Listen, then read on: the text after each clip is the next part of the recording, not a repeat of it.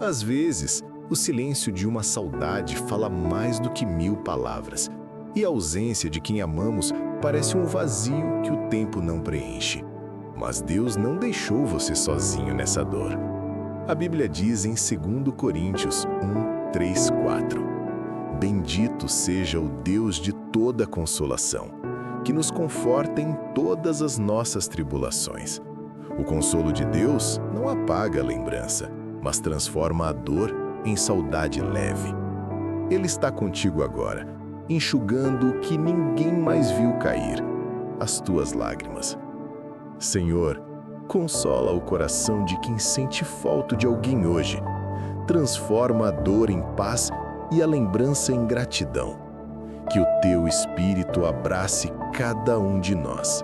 Em nome de Jesus. Amém.